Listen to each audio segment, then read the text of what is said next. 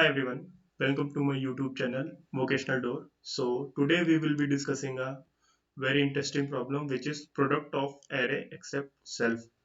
So in this problem you will be given an array of integers like 1, 2, 3, 4, and in the answer you need to return an array where each element is product of all the elements except self. So for this example, suppose here for the first we need to exclude this 1 and then multiply 2 into 3 into 4, so 24 will come here.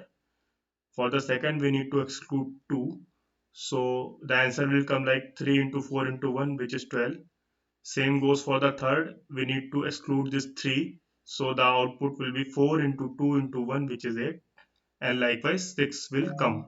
So this is all about the problem, and also we need to solve it in such a way that it runs in O of n time, and also we cannot use the division operation. So we will discuss like why we can't use it and how we will solve. For this problem one can think simply like we can calculate the product of all the elements, and then in the answer we can divide the particular element with the product so that we will exclude that element. So suppose for this the product will be 24.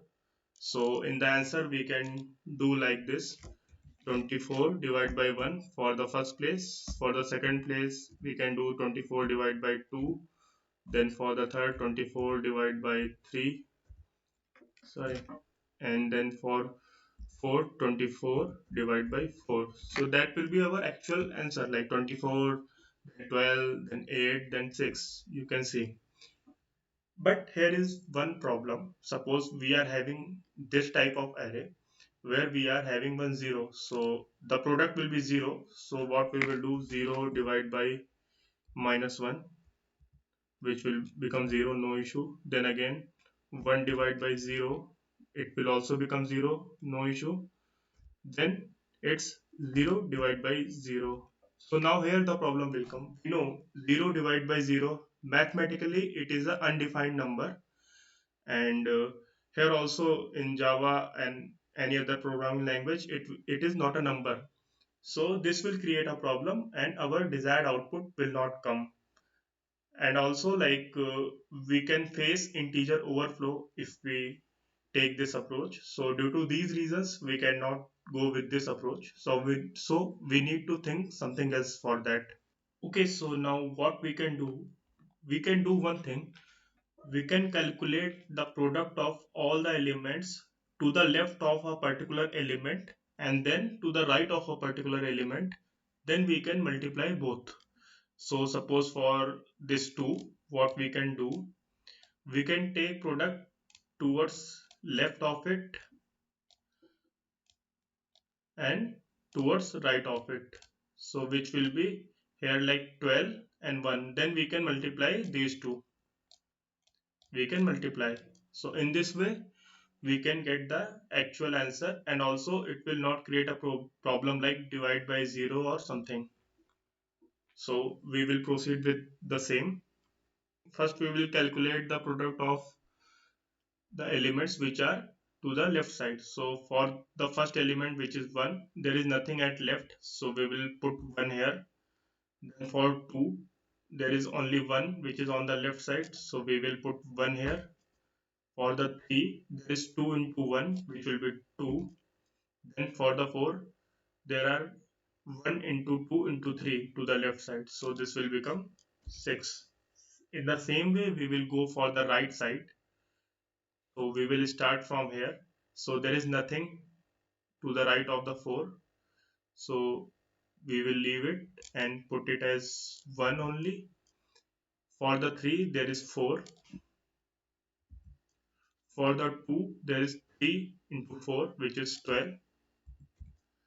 And then for 1 there is 2 into 3 into 4, which is 24. So now you can see we have calculated products to the right side and to the left side of a particular elements. Now what could be our final answer? So our final answer will be, if we multiply these products like 1 into 24, so that will our first element, 12 into 1, that will our second element, 2 into 4, that will become our third element, and 6 into 1 is it will become our fourth element. So in this way there will be no issue of integer leakage or divide by 0. So in this way we can solve our problem. Now we can see how we will do it in coding. So first we will jump to the pseudocode before jumping into the actual problem. Okay, so we will discuss the pseudocode now. So as I said, we will first build left array where we will calculate product of all the elements to the left of each particular element. Same way we will calculate the right array, and then in the final answer we will multiply both. So we will declare three arrays first, one left, right, and result. All will be having of length n, which is the length of our original array. Then we will start building our left and right arrays. First we will build left array where we will declare the zeroth index element as 1, because as I said there is nothing to the left of the first element. So we start the loop from 1 to n. So in this way our left 1 will be left I minus 1 into nums I minus 1. It means left 0 into num 0. So it will become 1 into 1, which is 1. In this way, once the loop will iterate, we will be getting these values, this 1, 2 and 6 till this n minus 1. In the same way, we will start building our right array where we will declare the right n minus 1 is equal to 1, because there is nothing right to the last element, and then we will iterate a loop from n minus 2 till this down to first element. So in this way, once this right array will be built, so in the final answer we will calculate the multiplication of these two values for each index in the result array, and then we will return that result array, which will be our final answer.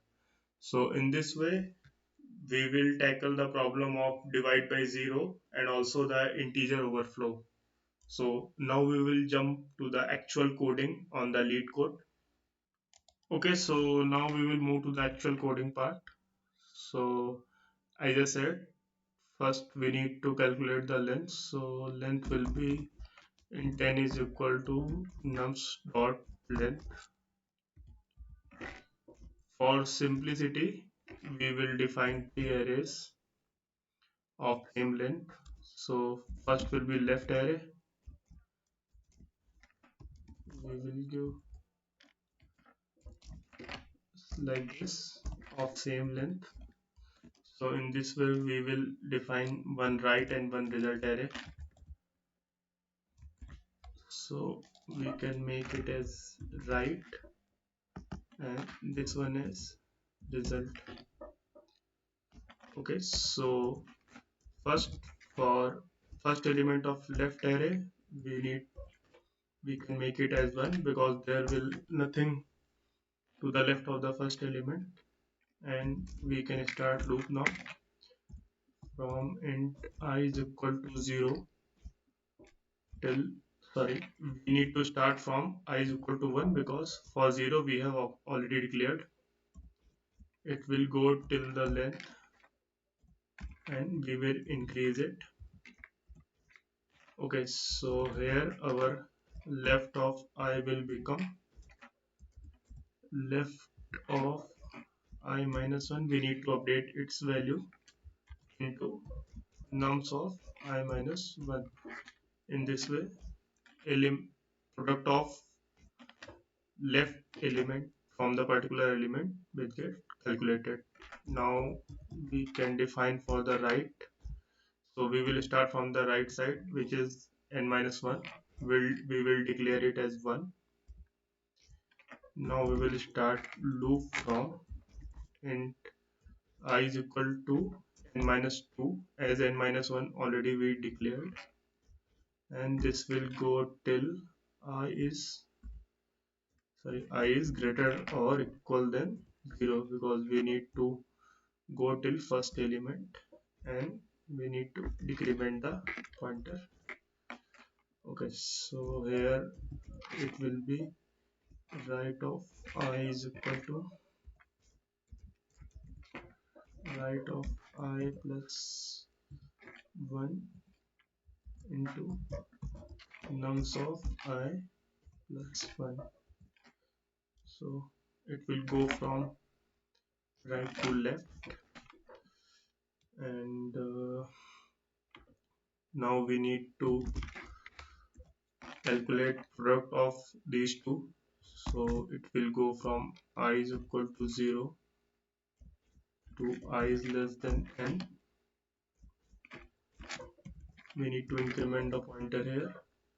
So our result of I will become left of I into right of I, and finally we need to return this result. So in this way the code is completed. Now we will execute it.